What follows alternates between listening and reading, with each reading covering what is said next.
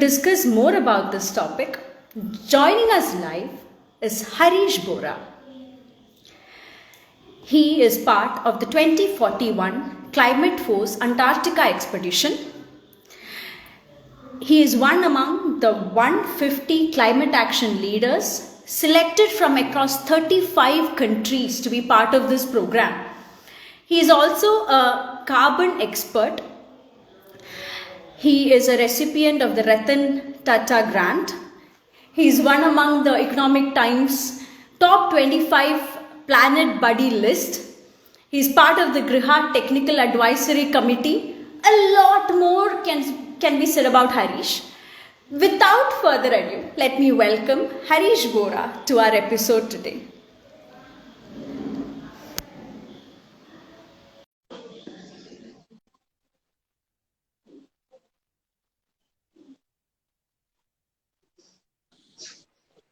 Hi. Hi. That was quite an introduction, yeah. How are you? All good. How are you?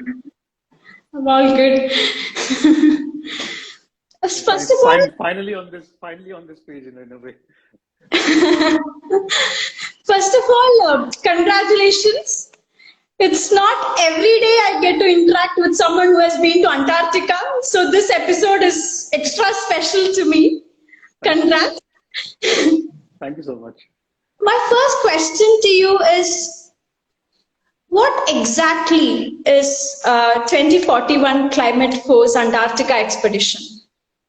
Yeah, I think let's just dive directly. So basically, 2041 ClimateForce Expedition is an out-and-out Robert Swan enterprise and endeavor. Yeah? So Robert Swan, just for context, he's like the first man to have trekked to the North Pole and the South Pole. He's quite a legend in the whole polar exploration space. Yeah. So it is on his first expedition to the South Pole that when we had this whole ozone hole situation. I mean, like back in the days, right? So yeah. When he was walking down to the South Pole, we had not discovered the ozone hole yet.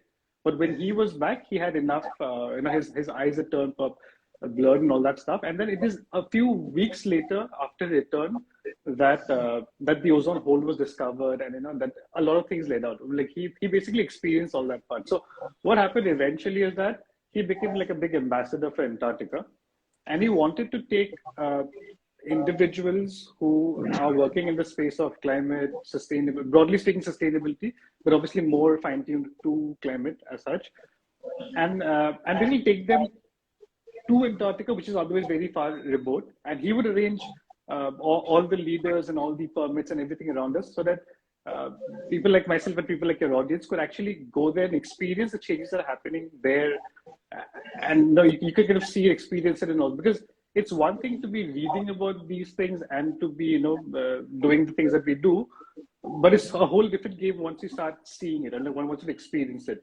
So it's something in that direction. And so once in about 3 to 4 years, he would kind of pull together people that he would kind of go through this whole shortlisting process, and then we would all gather, and it just that's how the whole thing goes. Yeah. Interesting. So it's more like an exposure. Wow. Yeah. So it's all him. This expedition is all him, to be honest. Yeah. My next question to you has two parts. I still can't get over the fact you got to be in this expedition headed by Robert Swan. Anyway, moving on. My question to you has two parts. First, so we are, like you clearly mentioned, we are so far away from the polar region to directly witness what is happening regarding climate change impacts. Yeah. So I personally would like to know, what did you witness? What is the scenario there? And adding on, why Antarctica? Why is that it's important for us to understand the climate change scenario in Antarctica? Okay, fair enough. So I think the first big thought here is that Antarctica is no different from any other place in the planet where we are experiencing what we experience, right? And just to kind of like a fallback for the audience, so the whole problem of climate change is a problem of emissions at the end of the day. I'm like the reason we have climate change is because we have a lot of CO2 and other greenhouse gas emissions that are taking place, which has basically enhanced the global warming, and hence the planet has got warmer. And as the planet has got warmer, the climate has got a little destabilized, and one thing is led to another. And now you see all these, sudden flashes of rainfall, or maybe some place where there's drought, and so basically the climate system is failing as a whole. And the ground reason being the fact that you have enough CO2 in the atmosphere now, which kind of traps more and more of the sun rays that are coming in, right? So that's like the whole background to it. Now, Antarctica, what happened? Like Antarctica has a special role if you think about the whole Earth system as one thing, in the sense that I'm sure a lot of the people in our audience will understand this. So you have this whole albedo effect, right? So where white surfaces reflect a lot of energy back out, and black absorbs it. We use it in architecture all the time and in outer space all the time, right? So Antarctica does exactly the same thing, but at a planetary level. So the white surface of Antarctica is like one of the biggest reflectors of the incoming solar radiation that comes into the planet. Okay. Now, when I was there, I experienced it. Like you see a lot of articles being spoken about this, and I experienced this firsthand this time. So what's happened is increasingly, you have ice which is now covered with green algae. Yeah, because what's happened is as the Earth is warming up, so is Antarctica. In fact, Antarctica has warmed up like 3 times faster than the rest of the planet because it's polar regions, right? So you have this amplification effect and things like that kick in. So in that process, what's happened is now the climate is not as freezing cold as it was supposed to be, like, say a few 100 years ago, or maybe even a few decades ago. So now you have an environment where you have algae growing on the ice. Now with these green and the red algae on the ice, you basically, the white effect of Antarctica has kind of been reducing. Now that is not drastic yet, but you're basically moving in a space where you can see more and more of that happening. In fact, there is a recent study where they've kind of documented the whole thing from space, just to kind of get a view of how green is increasingly getting. So one thing is that for sure, where as the planet is warming up, so is Antarctica, and now it's become more conducive for algae growth and things like that, which was otherwise not possible. And as these algae are growing in, you have the situation where the whiteness of Antarctica, the surface, is reducing. So as that is beginning to happen, more of the sun rays that are coming in now are not being reflected back as much as it was, like, say, a few decades ago. So you, on top of the high CO2 concentration, which is already retaining a lot of heat, you now have more heat coming in and not being able to reflect back. So that's like the first thing that you see, and how it's all connected. And the second thing that I would kind of say is we had about 2 or 3 days where we had to cancel how the day was planned out because there was rain. Now, Antarctica is a polar desert, so it's like it should not be raining there in specific parts of the year, right? So in the times that we were there, it should not have been raining, and it did rain. I actually have footages, and I'll probably share them sometime soon, of rains, rain in Antarctica, which is like quite a thing, considering it's a desert and it should not be raining there at all. Precipitation is one thing, snowfall is one thing, but to see rain, like liquid water, is a very different thing in Antarctica. So I think, so all these different sides to it. So it all connects in that sense. So Antarctica actually plays that very important role of regulating the temperature overall of the planet. It's like the only large white space. It's as good as, say, Amazon forest for the absorption of CO2. The Antarctica is like the reflection of so it's like the whole equilibrium. Got it. Yeah. And can you also take us a bit through what exactly is the Antarctica Treaty, and is it actually helping? Oh yeah. I think that was one of the biggest takeaways for me personally, because I think like most of my work, and I'm sure you and a lot of our audience work, it's all more or less linked to the Paris Agreement and all the climate policies and the actions that take place, right? And so many times when you're working on these ideas and then you're trying to talk to people, to kind of talk to industries, to kind of adopt more and more and things like that, you sometimes tend to lose a sense of optimism in terms of how far can you really take it. Right? True. So for me personally, that whole expedition, I think the biggest takeaway for me would have been the fact that the Antarctica Treaty seems to be working in Antarctica. Now, what that treaty does is, so that treaty was signed in about 58, 59, and then it basically a handful of countries came together. This is just the beginning of the Cold War. So it's like the first international agreement of demilitarizing or no arms kind of agreement between countries, saying that nobody would enter Antarctica with the idea of taking over that land, or maybe because that was an era where that was happening throughout, right? Everybody was trying to independent every other country. So Antarctica was like, they also, so these major powers have come to agreement that they would never enter Antarctica with arms and military and with any ideas or exploitation of the minerals there, would leave it as it is. And they declared Antarctica to be like a reserve, a reserve for science only. Okay, all right. So that happened. So that is why what's happened over the course of time is that Antarctica right now has a few research stations where scientists would do turns like of a few weeks and months and would gather data that they want and come back. And that's how. So there is no civilian population as such or anything of that kind. So in Antarctica, like from what I heard from Robertson, because he's been doing these for quite some time, and if you read, you had this whole whale killing industry that operated in Antarctica. Like they were like so. So actually, I had the fortune of going to Deception Island, where most of these setups were arranged. So as part of the Antarctica Treaty, all of this was abolished. Like so nobody could. So over the course of time now, you see that the population of whales and all these other species have begun to come up, and there is no interference from the outside world. So that treaty seems to be working. Yeah. So I think Antarctica is kind of going back to its natural state in say over the last 100 years now. So this kind of signifies the role policy has altogether in climate action. Exactly, because like climate, you cannot have like any country or any individual be like, we will solve it. You need everybody on the table. Everybody. It's one planet for everyone. Exactly. So right now, Paris Agreement is the only hope. And at this point, definitely that's the only thing that we have to kind of hold on to. And I think the Antarctica Treaty kind of shows you that these treaties can work. I mean, like, to be fair, I always like to talk about the ozone hole as well, which is beginning to heal. So if you think about climate change and the ozone problem, it is not very far off, That was like another gas. This time you have another gas. And all the countries came together and now the ozone hole is healing. So finally we're not doing anything new. Yeah. So we are not doing anything new with climate change. Just that we have to learn from all that we've done in the Antarctica treaties, in that fixing of the ozone hole. So and just take it forward from here. Just that this one is that ray of optimism is all we need. Slightly moving away from our topic of discussion, both of us being from the architectural engineering and construction industry, it wouldn't be fair if I don't ask you some building related questions as well.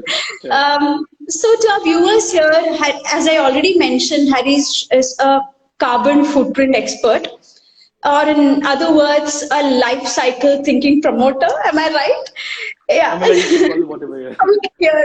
All right. So, having worked with both UK and Indian market, can you take us through how life cycle thinking practice is in the UK or the EU in general? Yeah. So I think so there is quite a difference in how both countries are looking. I mean, like for various reasons, how they're looking at the whole thing. So a lot of my project, like a lot of my day-to-day activities and projects are based in the whole UK ecosystem of buildings and things like that. So what's happened is that you basically have a situation now where, UK as a country has committed to these net zero goals, like India has, but their goals are ahead of India's, right? So what they're doing is London taking a leadership position in this, and along with the other cities as well, they're kind of trying to benchmark the CO2 emission that you will allow for every building that is built. So they're kind of capping it, saying that for let's say for an office, that benchmark is at about 520 kg of CO2 per square meter that you build. So they've kind of got a benchmark thing going on. And so every building that kind of goes through that process would have to kind of do these studies to first identify how much that emission is, and then to kind of find ways through design changes or maybe specification changes to kind of bring it backwards. To kind of hit that benchmark.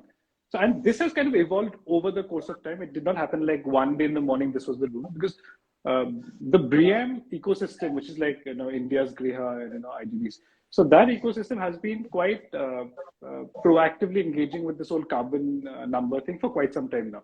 Now, one of the biggest problem with carbon footprinting, or however you want to call it, is the fact that there's a lot of data issues that you have. I mean, like, how much emission does it really take place to kind of say manufacture one brick? in say Pune or in say Bangalore. So there is this whole, it's ultimately big data framework that you're working inside, right? But I think what happened in the UK market is that they were a little heads up on that, and they started doing this like from the late 90s. And GRIHA was effectively able to kind of have their own numbers of sorts and saying that the industry can follow our numbers as long as you're kind of, going about these choices.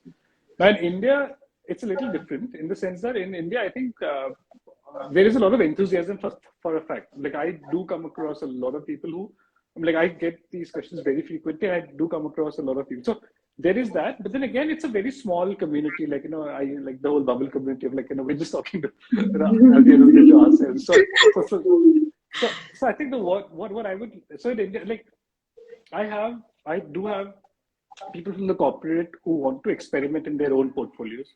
That's there. And then you also have this whole green building rating system where LCAs have found some space where you're saying that, that let's try to understand how much emissions your buildings are causing. Because at the end of the day, the whole climate change program, if I can say that, is the whole idea is to reduce emissions or maybe to cut it off. The whole net zero pathway, right? So all countries, all corporates are going on that path. Now, without something like you being able to measure that carbon, you can never really call yourself like zero. I'm like, how will you ever know that you've hit zero if you can't even measure it, right? So LCA is like a thinking framework for you to kind of do that measurement. Yeah, what gets measured gets managed. Exactly. Because unless I'm like, how will you ever know that maybe we'll hit zero tomorrow in the morning. Yeah. How do you know that, right? So you have to start measuring it, benchmarking it, and that's how the whole thing. So I think in India there is a uptake. I'm like there are more people talking about it, but it's still a very small group the way I see it. And I think, but also to document the materials here, to have that data ready, I think it will take us a while more. Yeah. But there's one more catch that I kind of come across quite frequently, especially in the architecture community. I think the difference between, like, say, I think in the architect, because of that knowledge, in the sense that a lot of energy goes into trying to perfect that number. How much is the emission for brick, and then they get lost in that process, and that is actually something that's very dangerous, because that number, because I have seen enough numbers across countries and all that. I can tell you that those numbers, once you've got to a big number, from there is probably a plus minus 5% variation. Okay. But you'll end up spending 90%. Being smart with the numbers. Yeah. So try to perfect that number. And the other thing is that I know there's a lot of tendency every time somebody thinks about LCA to kind of directly jump to the idea of product LCA, which is like, how much is the emission of a brick, or say concrete or cement or things like that. But I think that is and then you spend a lot of time trying to figure that out. But the reality of the fact is that number is something that as an architect, you're not skilled to pull that number out. You have your role is to start from that number and then to build the building, and then look at it for every 5 years, 10 years, into like 60 years in the future. If you don't have that number, then the best thing that you can do is make it out and loud in front of your authorities or wherever that India needs a proper data set. Right? So that is a better way to handle this, because even in the other markets I've noticed, like India as a country, we need to kind of start pushing the fact that we need a national data set. It cannot be any companies, things like that. It has to be like one data set that everybody follows so that you can actually benchmark. So that instead of us sitting and trying to figure, because that process is extremely sophisticated. It's not really something that you can sit on Excel and do it, right? So you will not land up with a good number there. And if I was auditing your LCA, because that's how LCAs go. So one person does it. It's a very peer-to-peer kind of a thing. I would never be able to allow that number to go through, because I don't know how things like that. So it has to come from a solid source. And I think at the end of the day, I think as a country, we need to have like one national data set that kind of solidifies the whole thing. True. Yeah. To our viewers here, Harish, as I already mentioned, is part of the GRIHA Technical Advisory Committee. Oh, yeah. So GRIHA is a national building rating system for green buildings, which is adopted by Ministry of New and Renewable Energy in India. So thanks to you, we have a new chapter on life cycle costing, and points will be awarded if life cycle analysis is conducted in your building. And so that's a good start.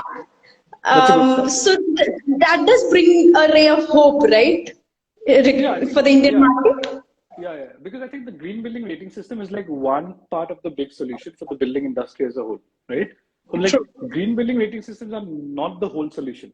It's a mechanism to Yeah. make sustainability more popular in the building industry, which itself has True. proved challenging, but it's a thing. So now, so you have like a highly narrowed, zoned, like kind of an audience sitting in the green building industry. So for you to kind of do these carbon footprint studies and things like that, that's a good starting place to be in. To Yeah. kind of because if you have say if you had everybody in your audience today could kind of do a carbon study on their own buildings, it would just like that overall public consciousness, between the community, let's say, of True. what does it mean to build a steel building? What does it mean to build all, because you would at some point start having like I now, because of just the frequency of projects that I've done, most of these things are like now ingrained in how I think and how I do and what I make. So it's just a question of the frequency at which you're doing these things, right? So I think so having these LCA studies within these green building rating systems, be it GRIHA, be it LEED, be it IGB, so it's a good place. It's a good starting place the way I see it, because I mean that's the place where you can at least have more and more people kind of engage and kind of see it. And I must also kind of we must give a shout out to the fact that the GRIHA team wanted to get this done as well. I'm like, it's not all me, obviously. I just kind of it's handing over. But the fact that they wanted, they acknowledge the fact that we need to talk about carbon at some point. Because it'd be weird to have a green building rating system that does not talk about carbon in a whole climate action, at the end of the day. So. You had mentioned that like life cycle thinking is incorporated in the UK sector in a far better situation right now because of more data available. So, for every building permit, is it mandatory that LCA has to be done? So it's a very city council to city council approach. But the Okay. first thing that I just want to tell you is the fact that it's not the way that because they have data, their LCAs are better. It's the other way around. Because they kept doing their LCAs irrespective of how perfect the data was, that the data kept becoming perfect and perfect with every year.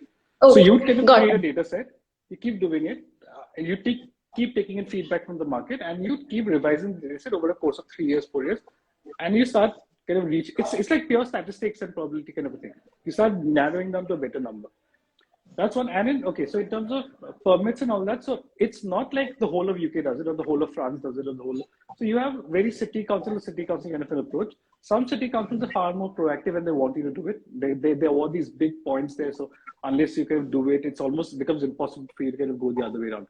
Like for example, in BRIAM, the number of points sitting in life cycle costing and life cycle assessment, which is like the cost and the carbon conversation, are so high that you cannot skip those to kind of get a platinum and a gold and all that. So like they just kind of it's just integrated that way. Now, I think the good aspect in that ecosystem was the fact that life cycle carbon, which is the whole carbon and assessment bit, was almost always paired with the costing part of it. So it is not so it's not always enough to kind of tell you that use X material instead of Y because it will reduce to X, say a reduction of 10% in your carbon emissions. But it's also always important to build up your case from a cost perspective. What does that mean from a cost perspective? Does the cost go up? Does the cost go down? If it goes up, is there a payback to it in say 5 years, 10 years? If the payback is in 60 years and you have a very small reduction in carbon, it's not really worth it. So you can basically go down this whole cost carbon analysis.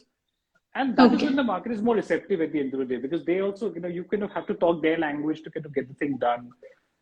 So it just helps. It just helps both ways. It's more transparent like that. It's not like a command and control, like do this, and that's going to be because there are many ways of doing it.